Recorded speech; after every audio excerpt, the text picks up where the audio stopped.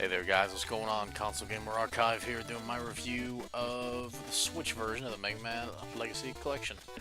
Um, you've probably read about a million reviews, watched a million reviews, so why in the world should you come to mine, especially a month after it's been released?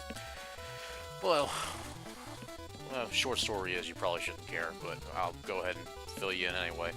What I do here is a little bit different. If you want the latest, greatest breaking news, that's not really what I am all about. If you want the latest news on Mega Man, you need to go to the Mega Man Network, or you need to go to Protodude's website. If you don't know either one of those, and I don't see how in the world you found me, but I'll post the links in the description. But the short story is I come in behind all the other guys. I pick up the small morsels of breadcrumbs that nobody notices, nobody pays attention to, analyze it, and post it. In this case, I'm just going to be talking about a few simplistic points that nobody's really caught yet, but everybody keeps talking about, complaining about. Also, we're going to be, for the purpose of this video, playing the 360 version. Now, why in the world am I playing the 360 version while reviewing the Switch? Get to that in a minute, too. Now, first of all, in my mind, the Switch version is the definitive version. Looks better, sounds better than it ever has. It's crisp, it's beautiful. I can't see myself ever wanting to play it again on any other format except for today, and I'll explain that in just a minute. Now, one of the biggest complaints that has been levied against the Switch version is that there's some kind of input delay, or just feels weird, doesn't respond as tightly as it should, etc., etc. Maybe you have those complaints, because let me tell you, initially, I had that complaint when I first started playing it. But here's what you gotta understand, and this is why sometimes it's important not to get too attached to our memories, friends.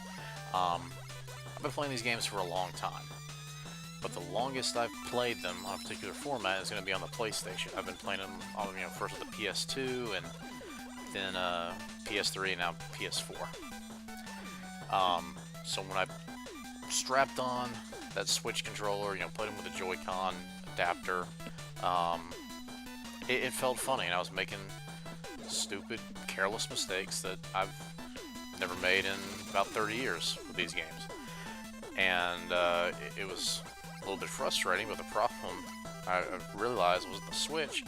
It's just that my brain has been attuned for the PlayStation controller playing on PlayStation hardware. So you put these games in front of you, and you put something completely foreign and unfamiliar in your hand to play these familiar games, your brain is just going to tell you, this isn't right, what are you doing? And to prove my point, one of the reasons we're playing this today is I broke out the 360 version because I can't really convey it too good over this, but I'm absolutely struggling to play this thing right now, and there's a great example. It's just not the same. This 360 controller feels so foreign. I've played this game a million times, played this level a million times, but I make careless timing errors. I thought I'd hit the jump button soon enough, but I do dumb stuff because I'm playing with a foreign controller in my hand that I'm not used to. And most of the problems I had with the Switch version were alleviated once I played with the Pro controller, just because it was more familiar to me. So, I say all that to say that I wouldn't call it an input delay problem, or some kind of error on the part of the porting. It's just our brains having to adjust something completely new and foreign. See right there. That's another great example. So, that's really the biggest thing that I wanted to add to the numerous Switch reviews that are out there. Now, the other thing is, probably can't tell from the sound that's coming over, but hopefully you can look at this video of the 360 version and compare it with the Switch version that I also have on my channel. Go look it up, or heck, I'll save the trouble, I'll post it in the description. And you will not believe it, how much clearer and how much more crisp the Switch version looks, and especially in contrast to this. It's not as fuzzy, it's more colorful, it's all around just way more beautiful.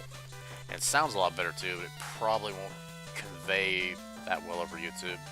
Come on, where are you, guy? I know you're here somewhere. Are you not? Come on. There you go. So that really covers about what I wanted to add with the Switch version. And if you want to call my bluff, if you want to experience things firsthand just for yourself, break out your old NES. Break out a 360. Break out something you're not familiar with when it comes to playing these games, and give it a try. I mean, heck, I tried it on my NES, and I haven't played my NES, pre-2004. And playing Mega Man 3 and Mega Man 4 on it felt completely foreign. It felt weird because I didn't have that PlayStation controller. And you can do the exact same thing. Give it a shot. But certainly, if you're a fan of these games and you don't have the Switch version, regardless of whatever version you got, I say why? I don't get it. I'll never be playing any other version after I turn this 360 off for the purposes of this review.